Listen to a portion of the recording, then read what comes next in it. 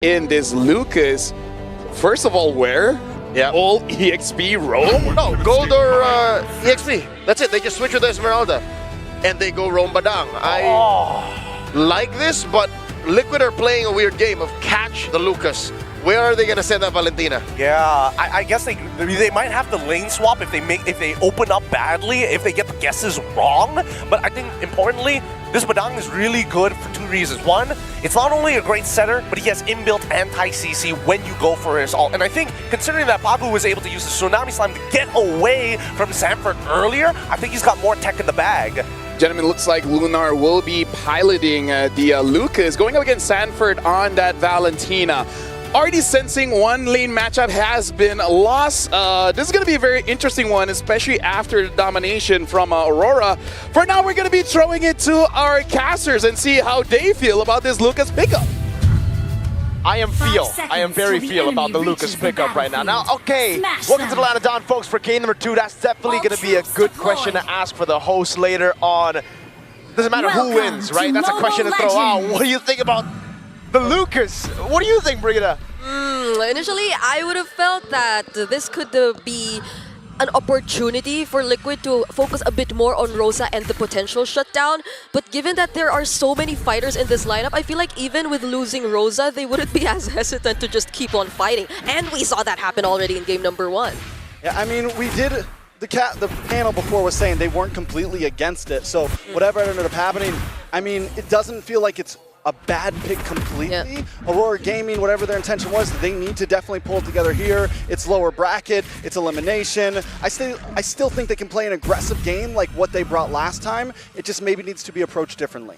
Yeah, especially considering that if you do go all out or all in this lineup of Aurora Gaming, then you have a very high chance of making Team Liquid very uncomfortable, especially in terms of positioning. And we've seen Eves struggle when people just keep diving onto the Eve, especially when they use the real-world manipulation. Yeah, interesting. It's a concussive blast, Lucas, by the way. So he's really just looking for tempo on the map as he clears up the wave. Tienzi with a good gank up top. I honestly thought it was going to be the Brave Smite, you know, especially because he's up against Sanford on the Valentina.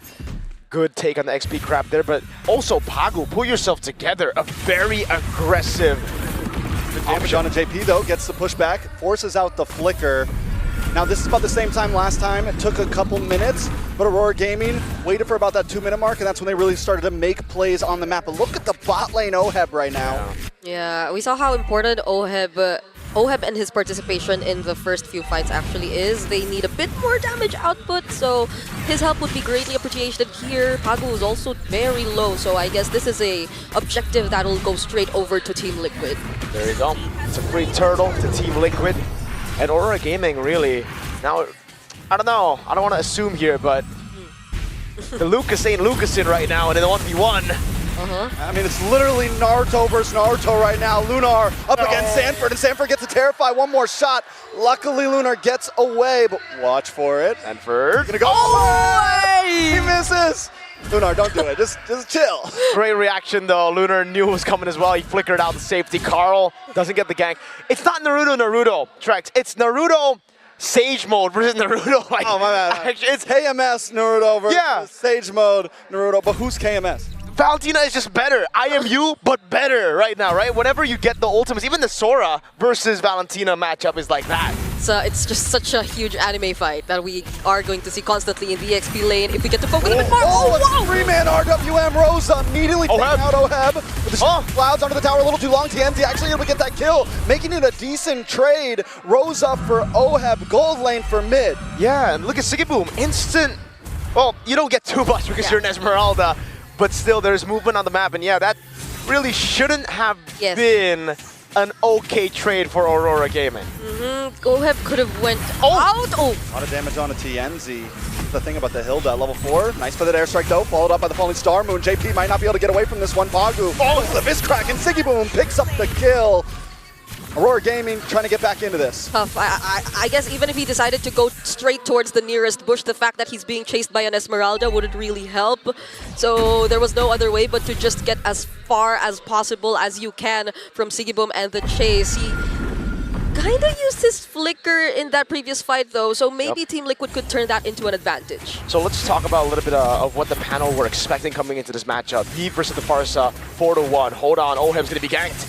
Oheb taking a lot of damage. Brought down Oheb once again, just able to get away. Sigiboom doesn't have the flicker to chase. Happy Feet gets away. Actually, not really. You know, he didn't really sidestep. He just used all the dashes in the kit, which you have plenty of. But back to the topic. Yves just has constant damage to pressure you. And the RWM! Damage on a Rosa. Rosa forced to use the flicker. Will be okay. Turtle goes into the hands of Team Liquid. That immobilizes you. That's what I'm trying to say. Yeah, they're not going to go for the chase anymore, but that's already going to make such a huge difference for Liquid here. 2 consecutive objectives that went over to their hands. Kenzie. Oh, he still gets Barbiel though, but with that IMU unleash the beast, he's gonna take them 1v2. Damage on a Sanford. Sanford able to bring out the blast on the Lunar. TNZ up against Sanford. Sanford bullying back 2 members on his own, and Pagu taken out off cam. JP looking for more. TNZ brought low. Carl TZ trying to lock on. JP in a bad spot. Carl TZ gets the Mountain Shocker. Lunar still will be able to get away though. He's always Sanford alive. for Sanford. Okay. Oheb under the tower with the shifting clouds. In comes TNZ. Feathered Airstrike drops down from Rosa. Just trying to create space at this point. Sigiboom with the falling star moon onto Oheb. Okay, now Sigiboom is trying to turn away. Gets caught in the real world manipulation though. Fortunately, still has what it takes to survive. But yeah. Honestly, the way that Liquid are playing this lineup so far has been really, really well. They've been coming in from the most unexpected angles. Now with Sanford once again on the Unleash the Beast. Ooh, onto the next target, but he's able to get back safely under the tower. But down goes Rosa. Sanford with the pickup. All right. Now they're trying their best to deny all the resources. This is not what Aurora has been through in the previous game. Another Unleash the Beast. They're going for it all in. Sanford picks up the kill. And it's Lunar down and return to tier 1! A lot of damage on Apagu. We are back on the map. Sanford taking too much damage. TNZ picks it up. It's once again a bloodbath. A blow for blow as TNZ comes out on the steed, trying to create space. There's still one more turtle coming up soon. Yeah, but they get the purple because of that, and potentially even the next turtle. So this is a lead that is slowly growing in the hands of Team Liquid, and I guess that was something that they afford to lose. Sanford, who can just really be the guy to force those fights under turrets. Yeah, perfect turtle by the way as well here. You can actually see that Team Liquid, with the pressure that they have early on in the matchup, I think the panel said a confirmed win for Sanford versus Lunar. Oh, Phantom Steed from TNZ. You know, he was really trigger happy with the Phantom Steed in game 1, but that was when they were ahead. Now that they are behind, I'm not too big of a fan of this, and Carl goes over to Mountain Shocker. They want to gank Pagu. Pagu gets caught by the Mountain Shocker, taken out. Another kill for Carl TZ. Rose with the stun onto JP, but here comes Sanji into the mid side. Aurora Gaming on the defense majorly right now. Sanford able to dash in, brings out the beast.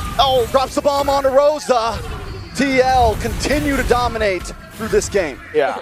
I don't know if this was an opportunity for them and they missed playing these kinds of heroes, or Sanford missed playing the Lucas, but every single time, even if he sees 2 or 3 members, he's not afraid to go at them and buy a lot of Time Lord space for Liquid. Now they're on to TNZ. Oh, Sanji able to catch TNZ. TNZ might not be able to get a break. Oheb forced to use the Winter Crown. Lunar's waiting for him to come back. Lunar picks up the kill. Feathered Airstrike from Rosa, but Sanford gets the Clarify onto Rosa. Carl TZ into the backside. JP jumps in as well, gets caught with a fist crack. Pushing Aurora back under the base, back under the tier 1 at that when there's still a tier 2 standing. Yeah, so we're back to Team Liquid again, just holding their grounds. Yes, a few pickoffs here and there. Oheb hasn't had the best game so far. A random pickoff there in the mid lane, and then in the bottom lane getting caught. 0-2-0, but it doesn't really matter, right? Because the top side of the map is winning so hard. And yeah, it looks like Sanford's like, okay, every time I go and see 2 people, I go in, but there's no punish. Yeah. Ultimately, for this Valentina, who is better Naruto, I mean, JP's a better Leomord right now. Okay. He trying to push Look at him! back. Paku So he's gonna be okay. does have the fist crack here, but he's deciding not to use, which I think is a good play. Up on the top side, though, for that airstrike comes down as Lunar gets caught off by Sanford. Carl TZ. A big bomb onto 3 members. JP now locking onto Pagu. As Lunar looks for Carl TZ in the back end. Can he chase him down? Looking for the last hit, but no! Carl TZ catches him in a 1v1. You thought you had him. And now they're going to move on to the Lord. And I guess that what shows you that it's fine that OHEB's been through this much. Even despite being on a 0-2, at least your main damage is okay. Carl TZ is very much farmed up. And by this time, now that we're reaching the mid-game, OHEB, he can just transition to being the guy to look for the additional setups, to be the guy to disrupt the formations of Aurora Gaming and start fights. Not that Sanford hasn't been doing it for the past few games, but with OHEB, it'll be a lot more impactful for Team Liquid. Absolutely. It really just feels like Team Liquid have the better versions of Aurora Gaming's picks everywhere on the map. Sanji, oh, he gets away. They want all in. Second, Sanji, they don't want to let him get away. TNZ looking for the pushback. Out comes the RWM with 2 members caught in, but TNZ finally finds Sanji. And now TNZ continues to unleash chaos onto the members, but Pogbu's on his own. Carl TZ showed up to save the day as OHEB jumps under the tower. Rosa, one more tower shot, but it's not enough. A nice falling Star Moon lands on a JP, but Aurora Gaming are just trying to create space. I am starting to get nervous whenever I see OHEB dive a turret. But fortunately, he got out of that. Now, this is an opportunity for Team Liquid. We are still looking at the Holy Shields available for Aurora Gaming. But with this much pressure at a 7k gold lead, they'll definitely take out some of that. And again, for Liquid, it's Sanford stealing away the ultimate, and now he's going to go rampage with a Lord charge in. Bird unleashes the beast once again, decides not to dive in, but in comes OHEB with a shifting cloud, does lock on to Siggy Boom, pushes him back, it's an all-in. OHEB falls, TNZ able to get the kill as Sanford continues to unleash chaos onto Lunar. Lunar back onto the base, Siggy Boom caught off. And Team Liquid only lose one. RWM onto Rosa, feather airstrike stolen, Carl TZ gets the kill. Oh, that was a panic from Rosa. Pops into feather airstrike right as you're caught by the RWM, and now they have just one base turret. TNZ help defend. Mount Shocker does not land. Sanford to the backside, able to get the Terrify onto TNZ. Dashes in. Maybe caught into a bad spot. They're trying to stun him. One more tower shot. Sanford almost still standing. 3 base turrets, Team Liquid. They're pushing in. They're stomping through. They want to get revenge from game number 1. But I can't help but feel now it really looks like that pick, the Lucas, was a mistake. After, you know, that whole pause, waiting for it, and now seeing it just getting completely curb stomped. Look at the gaps between everyone. Again, Team Liquid just have the better versions of every pick of Aurora Gaming, right? It's the Valentina versus the Lucas. Yeah. It's Yi Sun-shin versus Leo Mort, in this case, with a Hilda, with a dangerous grass lane. Okay. Speaking of, TZ should be able to get away from this. Rosa's trying to pincer him. Oh My God, Carl TZ! He goes down, but he takes Rosa with him, and in comes Lunar.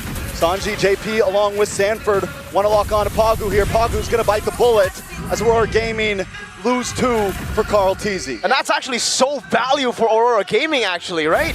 Like Rosa 0-4 earlier, Pagu 0-3, now they're 0-5-0-4, so no bounty at all for a 7-0 Carl TZ, and they delay the game a bit more because I don't think Liquid can actually blitz the Lord. Yeah, unless Sanford like goes in 2v1, wins it again, then sure. yep. Not for now. They will buy a bit more time, but they can still afford to be the guys just pressuring Aurora and not allowing them to get out too much. They want to fight! In the Thunder mode, gets a lot of damage on a Siggy Boom, comes in, more damage on a TNZ, the Steed comes out, that airstrike drops down. Sanford in the back line, just pushing Aurora Gaming away.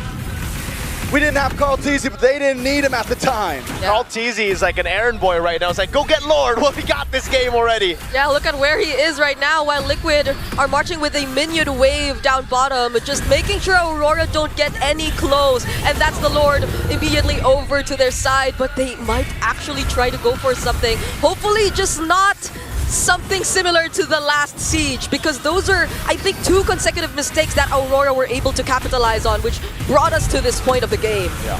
They still have a Lord in mid, they have the waves coming down as well, so they can just play it slow right now, but they're actually constantly shoving in, so mid lane will be getting into the base quicker than the side lane. So again, Aurora Gaming actually still have a chance to defend this. No feathered airstrike just yet for Rosa.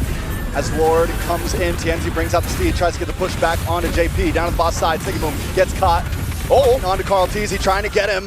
Siggy Boom, Lunar there as well. The bomb misses, and now Sanford's in the midst. Lord onto the base. OHEB up against 4. Sanji, Sanford want to try to close the gap. A really good job from Aurora Gaming at trying to focus on Carl! Nice fist crack, but Sanford able to flick back along with Sanji. They're going to look for the re-engage. Carl Teasy shows up as well. The Phantom Seed comes out and Sanford continues to shoot. Oheb down.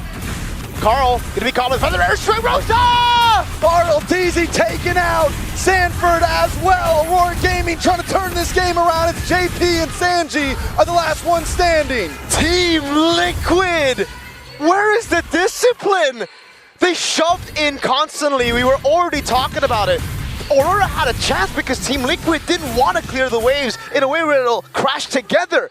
They cleared everything at once. Mid lane came in, Aurora cleared it out, yet Team Liquid still wanted to fight. And what's going on with Oheb, man? The first 3 deaths should have been a warning. You gotta respect, you gotta be mindful. There's just so much ways for Aurora to go for the counter engage. We haven't seen the full potential of the Badang just yet from Pagu. That was just a single fist break that caught members of Team Liquid and forced them to finally run away. We're gonna take a quick look at the instant replay there. That definitely was a bit too extended of a Lord Siege attempt that we saw from Liquid. And this is the fist break, fist crack combo that we were talking about. Forcing out multiple flickers, yet Liquid still wanted to fight. But the most questionable of all was Oheb still standing under that despite taking the turret shots. Ooh. And Carl Teasy, this is the point where you have to respect the damage from Rosa. You do, right? Like, he was 0-5. For the most part of this game, it was kind of like an irrelevant farsa, but once we get to a certain point, he's gonna start to hurt, and I think this is the point right now. Genia, he's level against Sanji. He was so behind the entire game. I'm telling you, that shutdown on Carl, that was big for the team because they were able to buy more time for Rosa to get to this point. For Sigiboom as well. Holy Crystal! God. Starlium side. This is more of a damage dealing Esmeralda than a tank. Yeah. Carl Teasy might want to be a bit more careful in terms of where he decides to show himself. Sigiboom will definitely go for the chase. Or maybe that's also why Liquid are deciding to try and take down Sigiboom first, because they know he's not fully tank. So they have a bit more capabilities to burst him down if they wanted to. But the way that the game's showing us, it's not exactly that. Sigiboom, despite this build, is actually a bit more of a problem for Liquid. Wait. JP though, wow. That damage. Yeah, luckily no flicker used by Rosa. That would have been real bad. But you can already see, again, Hilda's kind of broken, you know? You can't just walk up like that. You need Pagu to help you, or you need to just form, but they're sneaking it! A lot of damage though onto Oheb. Shifty Cloudsy is able to get away. Lord goes over to Carl Teasy, but Oheb brought low with the fist crack. Tienzi able to find it. They jump onto Sanji. Sanji has to disengage Carl Teasy. Lunar has to disengage, but Lunar's in the backside. The bomb misses, but a few more shots. Can he get the kill? Sanji finally falls. Sigiboom up for Carl Teasy. Aurora Gaming don't want to give up. The magic damage Esmeralda Sanford! He takes out Lunar. But Sanford, it's now a 2v2. Pagu, TNZ up against JP and Sanford. Where is Sigiboom right now? He's got to get involved into this. The falling Star Moon is not there, but he's able to lock onto Sanford here. JP and Sanford have to back off as Aurora Gaming go back to defend the base. They're doing so much to hold down this game. But speaking of holding down members, they have no ways to stop Sigiboom, Pagu, and Tienzi when they decide to go for the chase. Sanford, he has a job. He is the guy expected to zone out the other members. But when Aurora Gaming decides to commit on Carl, on Sanji, who is going to be there to protect them? That's a good question. Team Liquid Philippines might be the final boss of M7, but in Game 2 of Team Liquid versus Aurora Gaming, Sigiboom's the final boss, bro. You gotta get past him. And how do you do it? Carl Teasy and Sanji, one falling Star Moon got them to half HP, dude. And now he has to win a crown. Let's take a look at the replay again to see exactly what happened. So again, it's Oheb trying to buy some time, but they already got the Lord here, but then they got caught by the flanking Pagu, and then look at the damage. Look, half HP straight. Yep. From the falling Star Moon. Yeah, and the flickers from Lunar. Fortunately, the shockwave blasts don't land just yet, but look at that. Even this flicker falling Star Moon, last minute. Hold on. Oh, this is the replay still. Yeah. This is Calm down. I know there's a lot of I action. understand. I can feel We're it. getting overloaded with plays right now. Luckily, they actually didn't fight during the live view Yeah. and then the replay, because that would be even more confusing. But hey, maybe, you know what? Maybe we're wrong. Maybe Naruto isn't that bad. He always shows up. Was that talk no jutsu? That was talk no jutsu. Was that date They tried bayo? to talk no Date jutsu bayo. with Do you the- believe with the- it? With the, I heard something. Maybe they like did. Yes, here. you're right. So they failed to talk no jutsu. Now it's believe it. now it's believe it. Believe it. Better believe it. Oh man. So Oheb, right? Like, what does he have to do next? What's the adaptation now? Because it really feels like he's just been off of his game completely. To be fair, I think this is the point where you rely on the Sora more for the setups. Although, if he hasn't been as successful in those setups, especially in catching Rosa, because I feel like Rosa is going to be the main target here, then they can potentially consider other ways to deal with this. He can still be somewhat of a finisher. He can be also using his crowd control skills to be the guy to maybe protect Sanji and Carl, because you can't expect Sanford and JP to do that anymore, because if not, then they'll have all the other members of Aurora Gaming just going at them all at once. My lord. Aurora taking control. Oheb, oh my god! That walks right into it. Tienzi does use the Phantom Steed. That might have been a little bit too early. Lord is out. Aurora Gaming forced to delay even more. It already made it out the ult from Oheb as well, though, so it's fine right now, right? Tienzi, at this point of the game, Phantom Steed is going to be up by quite a bit. It's like pretty low cooldown compared to when it was very easy to bait it out in the mid game, in the early game. What did you spot out? Did you spot something out, Trex? Yeah, Siggy Boom's health bar is all shield. Oh, yeah. Half. And then the Walks Blood around Wings. like that. Just walks around like that Look at regularly. this guy, bro. Siggy Boom woke up like this. Yeah. That's what all of them say. Winter Crown, he sold out the boots, so now it's like, even if you target him, you can't. Oh my god, they're going to try it, aren't they? Mounted Chakra revealing them. Oh, wait! I honestly feel like Siggy Boom could have just taken it like a good boy and been like, yeah, no, you're not going to kill me. Because now he used the flicker. Do you think he was that vulnerable? Do you think he needed to flicker that Mounted Chakra? No. I think he just got a little nervous. Yeah, because you see so many people chasing after you at that point, and there's a Lord, so you at least want to make sure you're alive by then, because you never know what time it's going to spawn when Liquid decides to take it for themselves. But now there's really good positioning on the map from Aurora Gaming, and I'm looking particularly at Rosa. This is a crazy position to hold as a Farsa, and he used the wings by wings to get there, dude. So it's like, it's all in or nothing. Siggy Boom holding this angle again. That's going to be a turret for free, it seems. No. Yeah, Siggy Boom rotates. Aurora Gaming is macroing with no towers right now. Can we just talk about that? Because they're winning top lane with no inhibitors. You know why, Trex? This is the reality of having one marksman in your composition and then full fighters, right? Your sieging isn't really that good. It's not good at all. That's why, again, for Team Liquid, staying there when they had the Lord was all right. But after the Lord died, staying there was kind of like a death sentence. They were waiting for a moment for Aurora Gaming to actually get, you know, a big pick with Pagu, a big set, or maybe even pokes from Rosa to ultimately shoo them away. But it ended up being everything. So they had to really step back. And now Team Liquid can't even do what they've been doing all the way from the start, like going for the blitzes, because it's an evolved Lord. You can't blitz that without a Lunox here, without a carry. It's Carl and Sanji on Yi, Ys, and Shin, and don't have enough damage to really tank or blitz an evolved Lord. Though. Huh? Oh, they're setting up so much like that. Shocker! Plus the shifting clouds, Oheb trying to make the play, but in comes Rosa once again with a feather airstrike, and Siggy Boom is still standing. And Immortality does pop Sanji. Oh my god. But he's unable to catch enough. Sanford locks in the backside, but he's unable to catch just yet. Lunar pops the winner crown. Carl Teasy gonna get the final hit, but wait, no, Lunar does finally drop. Now it's going to be Pagu very low. Rosa in the back line going to be handled by Sanford. Pagu now has to watch his friends fall. Siggy Boom there as well with the falling star, trying to lock on to Sanji, but it's just not enough. At this point, the full team wipeout will happen, and Team will finally take the dub. Carl Teasy with the savage. Ice cold winner crown from Team Liquid.